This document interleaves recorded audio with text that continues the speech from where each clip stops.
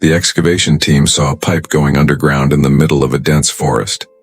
This was quite surprising because the place where they were standing was an old, dead volcano, completely covered by trees, plants, and grass. To see inside the pipe, they decided to send in a night vision camera. When the camera went inside after going about 30 meters down, it captured the scene of a very large tunnel. This was March 2018, and the excavation team was about to witness something unique, 30 meters below the ground near the city of Lublin in South Poland. When the camera was moved inside this tunnel, they astonishingly saw a railway track. They were still wondering about the purpose of this track when a minecart standing in the distance caught their attention. When the local authorities found out, they brought a map of a tunnel that had been lost since World War II. It turned out that this tunnel had been built around 80 years ago during World War II, and for many years, local authorities had been searching for it. The entrance to this tunnel had been sealed with heavy stones, and over time, layers of soil, grass, and debris had completely erased any trace of its entrance. However, from the inside, this tunnel exactly matched the tunnel shown on the map. Seeing the railway tracks and the minecart inside, it seemed that during World War II, it was used for storing goods. Most of the metal objects in the tunnel were rusted. Inside, they found shovels, drill bits, and pickaxes in the same condition as they were left 80 years ago by the Nazi military soldiers. During World War II, Nazi Germany and countries like Japan were at war with nations like America and Britain. During this time, Hitler's army built thousands of underground bunkers. Although Hitler initiated this practice, later the Allied forces also started using underground tunnels and bunkers.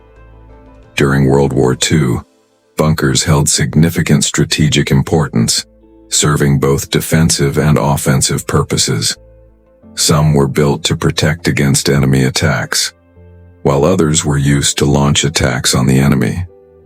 These bunkers provided protection from enemy airstrikes and artillery shells, offering soldiers a secure base.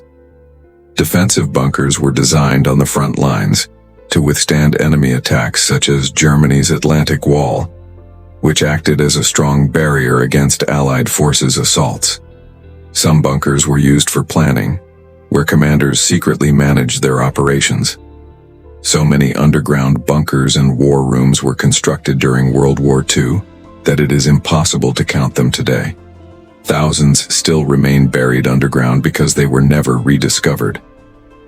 It is said that during World War II, both the Allied and Axis powers invested so much in underground bunkers that there was a shortage of iron and cement worldwide. According to estimates, the cost of building all these bunkers ranged from $500 billion to $1 trillion in today's value. To put this into perspective, America spent about $300 million daily on its 20-year-long war in Afghanistan, whereas, during World War II, the daily cost of bunker construction alone was around $460 million. And this was only the cost of construction. Estimating the expenses for manpower, logistics, and ammunition during World War II is nearly impossible. Now let's take a look at some of these historical bunkers. The Atlantic Wall was a massive coastal defense system built by Nazi Germany during World War II. It stretched for 2,400 miles, 3,800 kilometers, along the European coastline to defend against sea invasions by Allied forces. Built between 1940 and 1944, this system included thousands of bunkers, ammunition depots, and fortresses. At that time, Hitler had occupied several parts of France, and a portion of the Atlantic Wall extended into northern France, specifically in Normandy, where the Longues-sur-Mer artillery battery was installed. These bunkers were designed to withstand heavy bombardments and provide defensive fire during attacks. In Norway, the southern part was strategically important to block Allied forces coming from the North Atlantic Ocean. Hitler also built portions of the Atlantic Wall there, including fortresses like Christiansand, which protected naval routes. Additionally, the Netherlands was under Nazi control, and thousands of Stützpunkt bunkers were constructed along the North Atlantic coast. The entire Atlantic Wall, including its underground bunkers, depots, tunnels, artillery batteries, and fortresses, was built by a German engineering company led by Fritz Todt.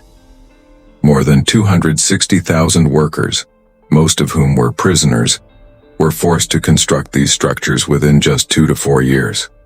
Today, some parts of the Atlantic Wall still stand as historical monuments, reminding us of the engineering efforts and the massive expenses incurred during World War II.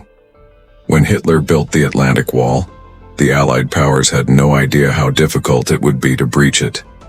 Then, in 1942, an event occurred that opened the eyes of the US and Britain. The Canadian forces, part of the Allied powers, planned an attack on the French town of Dieppe, now known as the Dieppe Raid. The goal was to understand how Hitler's Atlantic Wall functioned. The heavily fortified concrete bunkers completely thwarted the Allied attack. The Allied troops attempting to land on the coast fell victim to Nazi Germany's powerful crossfire. This was a massive blow to the Allies, as they had underestimated the strength of the Atlantic Wall. Of the Allied soldiers involved in the attack, 3,600 were either killed or captured by the Nazis. After the Dieppe raid, the Allied forces realized that if they wanted to successfully invade Hitler's territory, they needed to heavily invest in bunkers and defense systems. Consequently, underground bunkers and tunnels were extensively built in the UK, France, the Soviet Union, and even Canada. One of the most significant underground bunkers was Churchill's War Rooms, a secure underground complex that served as the headquarters for British Prime Minister Winston Churchill during World War II. These rooms were designed to protect him from Nazi airstrikes. Meanwhile, France had its Maginot Line, built after World War I, where additional underground bunkers and tunnels were constructed. The French believed this system would keep them safe, but in World War II, Germany bypassed the Maginot Line through Belgium and invaded France. Japan, which was allied with Hitler, also dug hundreds of underground bunkers. On Iwo Jima, an extensive network was built, including hidden artillery positions, storage rooms, and living quarters. These tunnels were used for surprise attacks during Allied invasions. The bunkers and tunnels in Okinawa were even more elaborate, with thousands of Japanese soldiers positioned for defense and resistance. Despite the dire wartime conditions, shortages of materials, and the constant threat of airstrikes, thousands of bunkers were successfully constructed. Many of them remain hidden underground, especially those built by Axis powers. After the war, some of these bunkers were sealed off or forgotten. One of the most famous Nazi bunkers was Eagle's Nest, Kilstein House, built in Germany's Obersalzberg for Hitler's secret meetings and relaxation. Another was the Führerbunker in Berlin, where Hitler spent his final days and took his own life on April 30th, 1945. Today, there is no visible trace of this bunker, but it remains a dark chapter in World War II history. Another significant bunker was Wolf's Lair in northern Germany, where Hitler spent the most time during the war. This fortress-like bunker had 7-meter-thick ceilings, heavy gravel layers for protection against airstrikes, and a steel door resistant to chemical attacks. Its roof was covered with soil and vegetation to blend into the surrounding forest, making it nearly invisible from the air. On June 6, 1944, known as D-Day, the Allied forces launched their largest attack against Nazi Germany's Atlantic Wall. Over 156,000 troops, 5,000 ships, and 11,000 aircraft were used. Although the Germans initially resisted with their bunkers and artillery, Allied airstrikes and paratroopers ultimately broke through, leading to the fall of Nazi control over Europe. I hope you enjoyed this Jam TV video. Don't forget to like, share, and leave your valuable comments. See you in the next great video.